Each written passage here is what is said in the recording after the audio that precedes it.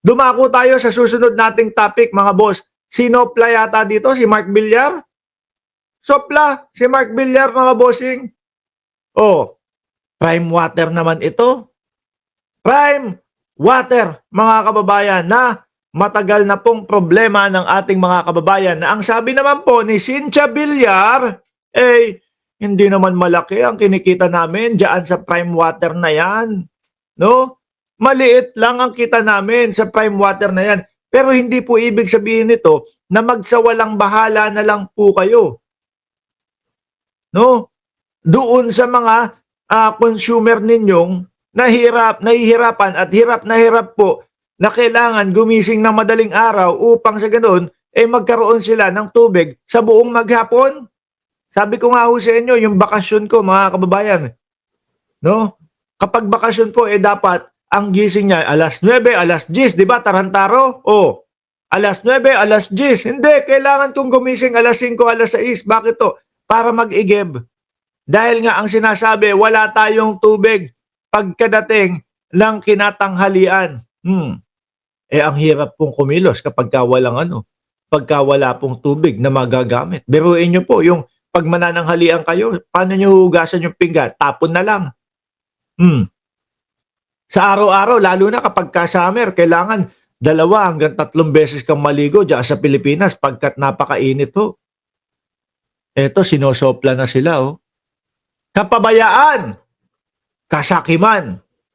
Mark Santos tells Villar led prime water to drop water deal. No? Ang nakikita ko kasi dito, mga kababayan, simula nung nasa baybayan ko, simula nung nagkaroon kami ng bahay dyan sa Camellia, mga bossing, nakikita ko dito, syempre, sa atin na yung lupa, sa atin na yung subdivision, sa atin na yung ganyan. Hindi naman ipapasa agad dyan, mga boss, chief amo, sir, sa mga sa mga homeowners. Hawak pa po nila yan. So sila po muna yung mga nagmamando hanggat hindi kumpleto yung mga kalupaan at hanggat hindi kumpleto yung mga lupa na nababayaran mga kababayan. So ang ginagawa nila is, kumbaga, gusto mong pasukin itong subdivision na to, kailangan mong magpaalam sa amin. Gusto mong maglagay ng negosyo dito sa subdivision na ito, kailangan magpaalam sa kanila. Kumbaga, may karapatan naman po sila na gawin iyon, mga bossing. Kaya nga nung mga unang araw, mga unang taon, na nandiyan kami sa loob ng Camellia, mga boss. Naku, sabi ko sa inyo, hirap na hirap ako sa internet. Bakit to? Kasi internet lang nila yung pwede mong gawin. Magpalagay ka ng globe. Ang hirap. Magpalagay ka ng globe, ang hirap. Bakit to, mga kababayan? Kasi nga, walang linya. Hindi siguro nila pinapayagan na magkaroon ng linya. Internet, tubig, sa amin na din ang tubig. Kung di ako nagkakamali, baka mamaya, mas mataas na ngayon. Dati, ang binabayaran namin, dito kami nakatira, pero ang binabayaran namin, 400 pesos mga kababayan.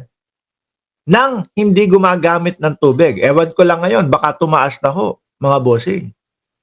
No? So ngayon, sa sobrang kasakiman, sa sobrang gusto nila, kanila lahat ng kita at walang ibang papasok na aagaw ng kita sa kanila, hindi na nila na ma-manage ng maayos. Kagaya na lang nitong prime water na ito. Tapos ang idadahilan ni Cynthia Villar, hindi naman kami kumikita ng malaki niyan. Pero kailangan yung ayusin. Kailangan yung ayusin. Di ba? Pananagutan nyo yan. Hindi po uubra na pagka tayo nagtayo ng isang negosyo, no? Tapos hindi kumikita ng malaki o maliit ang kita, hindi mo na aayusin. Kakalimutan mo na lang yung serbisyo mo. Di ba, Sir Eseng Mariano at MaxSafe at Chaicher na nagtatampo kanina? Kailangan aayusin mo pa din yung serbisyo mo. Ibibigay mo ng todo yung kakayahan mo para masatisfy mo yung mga consumer at yung mga customer mo. Ako nung narinig ko yung sinabi ni Villar na hindi naman kami kumikita ng malaki niyan So what? Di ba? As long as nagbabayad kami nung mga itinakda yung mga kabayaran, dapat bigay nyo ng todo yung serbisyo ninyo. Wag nyong hahayaan na yung mga consumer at customer ninyo ang sumalo nung dahil hindi kayo kumikita ng malaki diyan sa prime water na yan. Oh, kapabayaan.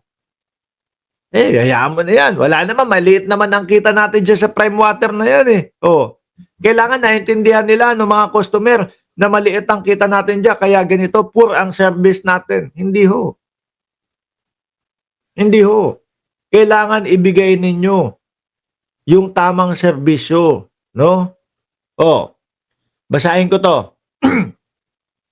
Siguro tahimik lang ho si Mark Villar dito habang binabanatan ho, ano?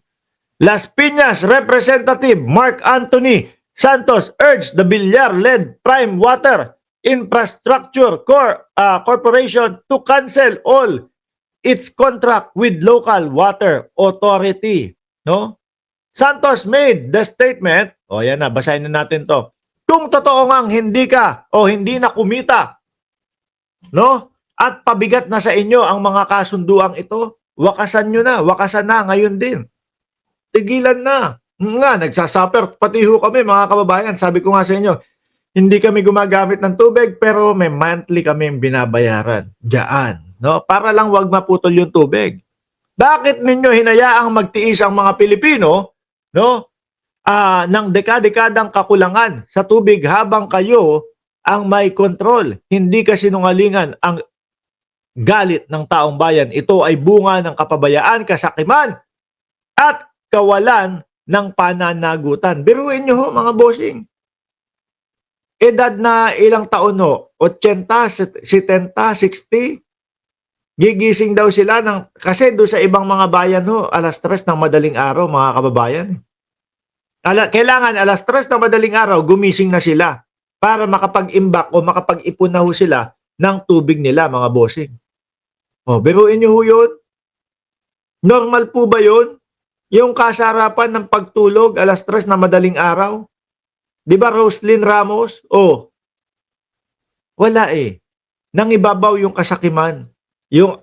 Kaya nga ho, mga kababayan, ang sinasabi, naku, pagka nagkaroon ng biyahe papuntang moon, baka mauna daw ho yung mga bilyar na pumunta dun eh. Bakit? Una daw hong bibili ng mga lupa doon sa moon para hindi maunahan. Sabi ko naman, imposible yan. Bakit? Kasi ang China meron silang sariling pambiyahe papunta sa kalawakan. Mas sakim sa kanila yon. Mas ganid ho sa lupa yung yung China. Matatalo sila noon. Di po ba? Sabi ni Gerald Evans, akala ata ng mga bilyar nagtitinda sila ng puto or ulam.